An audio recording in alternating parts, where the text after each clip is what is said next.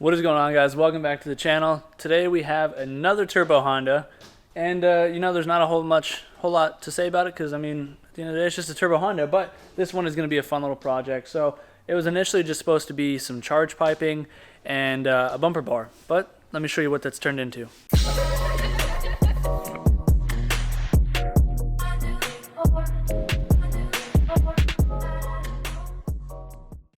So here we got another Turbo 95 Civic, I believe this thing is. So I think this is an LSVtec. It's a B18 block. I'm not that, smart about this stuff, but it looks like a B16 head to me, because if I remember, the B16 heads have the water neck on the front, but I could be wrong, but that's not the important part. So basically what we're going to do is, again, so you can see he started removing his core support. He kind of wanted to start doing this project himself, and I believe the guy got a new job, so he just hasn't had time, and now he's just more than happy to, hand it to somebody that can actually get it taken care of, so he can just go back to cleaning the car up to finish driving it. So he did go ahead and he ordered one of these tubular core support pieces, so that's going to go on. The only issue is this is wrecked, which is why he started tearing this all apart. So I'm going to have to maybe try and figure out some way to do something with this, but if not, he's not really concerned. He's fine with it being bolted up in 3 spots, and he can worry about this later.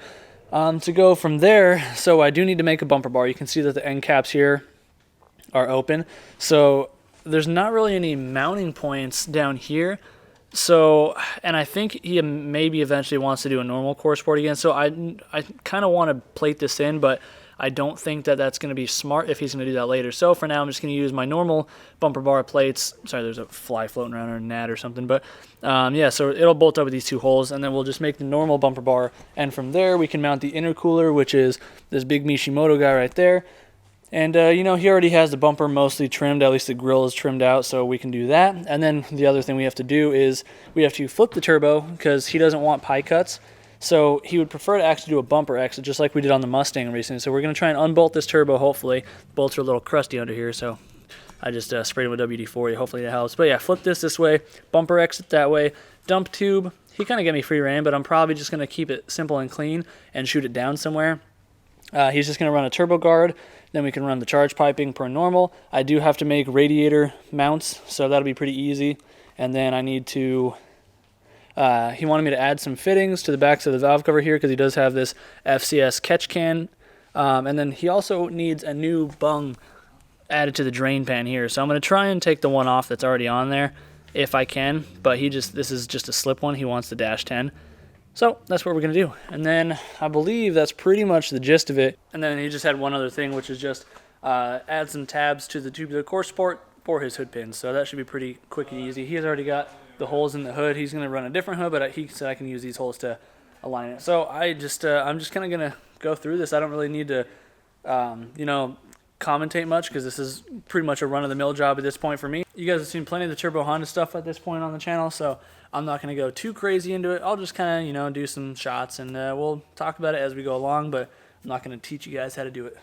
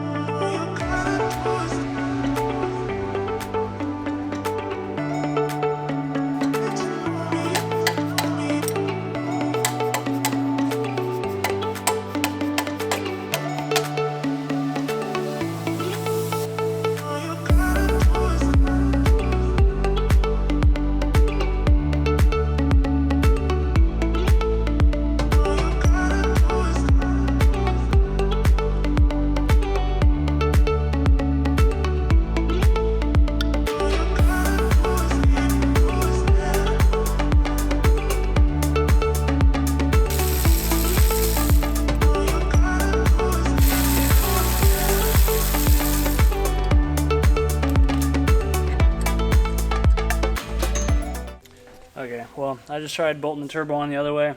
Doesn't fit. So, gave him the choice. We can either do the bumper exit still. It's just going to be a little bit more money because of going around stuff and then more material. Or we can just shoot out the hood, which he didn't want the pie cuts, but may just have to sacrifice and do a couple pie cuts. But whatever, I'm going to put this back together and keep moving.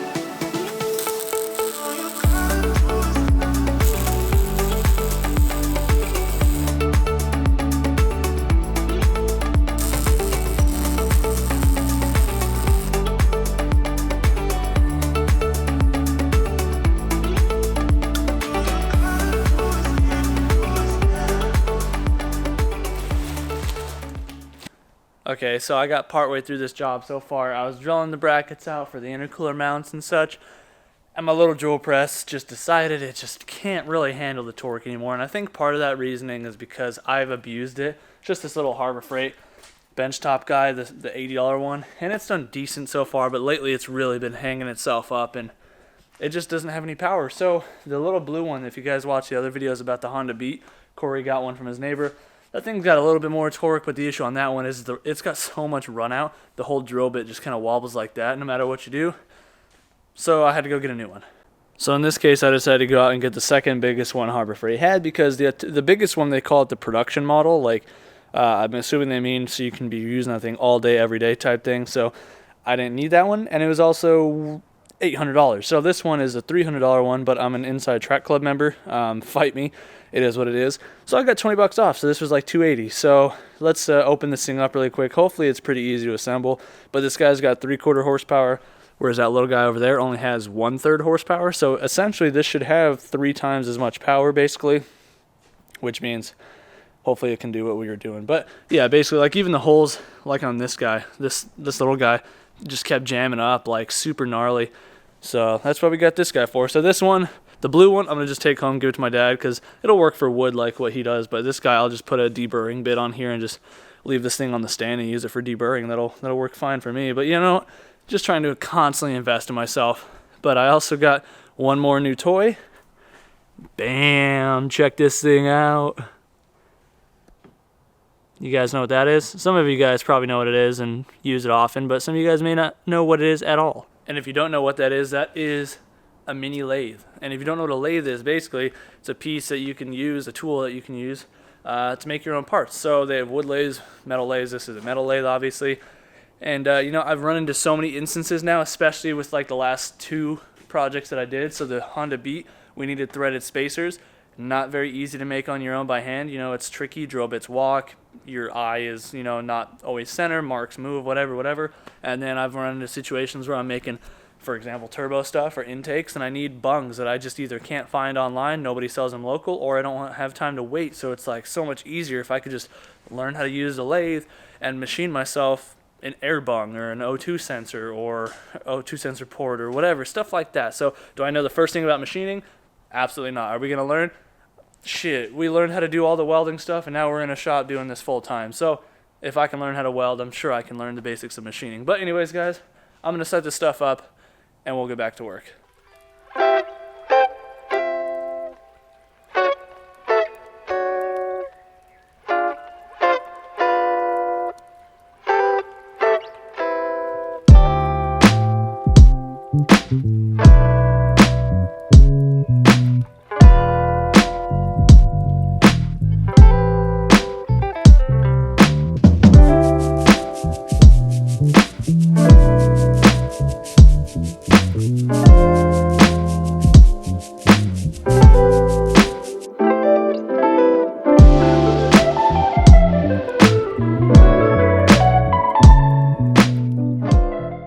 Okay, got the machines all set up, ready to go. Let's get cracking on this thing. But before I do that, I actually have to run out to the store really quick. There's a local place called SDHQ. They are extremely overpriced, but they carry basically everything, fabrication-wise, turbo-wise, all that stuff. So we actually need 2 90-degree, 2.5 to 2.5 inch couplers.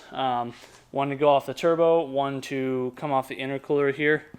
So I gotta run out, go probably spend 80 bucks on those, and I'll be right back. So unfortunately, I'm not going to go to the local place and buy it because they wanted way too much for those couplers. So I just ordered them on Amazon Prime.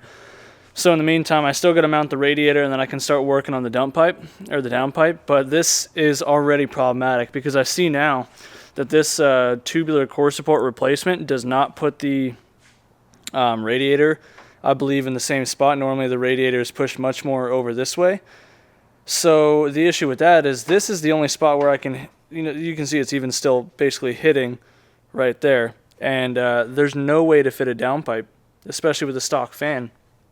So that's obviously problematic. Yeah, I mean, I could probably ghetto rig some mounts off the traction bar like that, which I don't want to do, but I'll do what I have to do, I guess, in this case.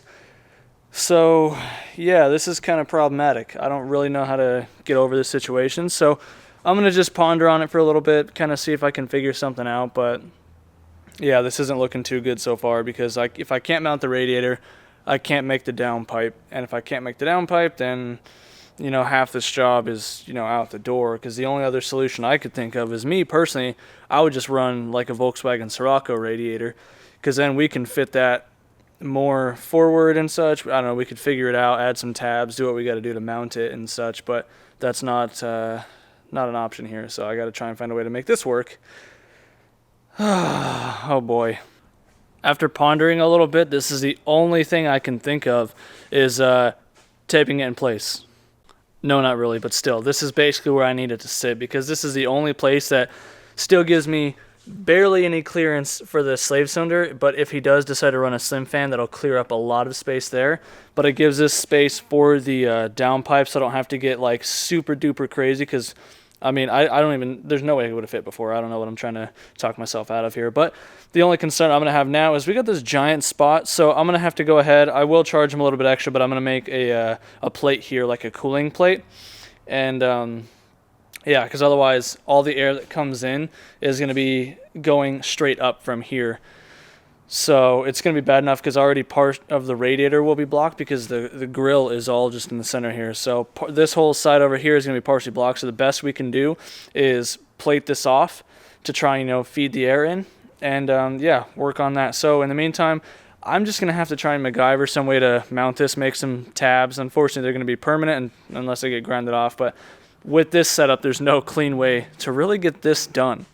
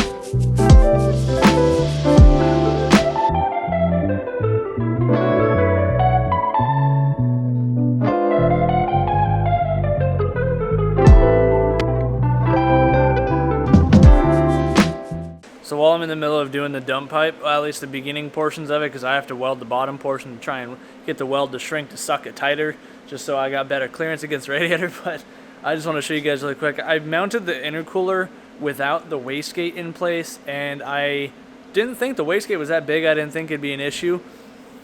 I got it so damn close. It's not even funny.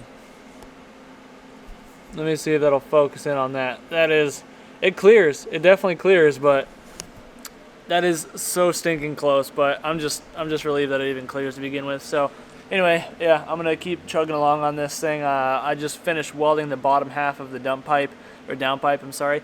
I'm just waiting for it to cool off before I start touching it and playing with it again. But we're chugging along.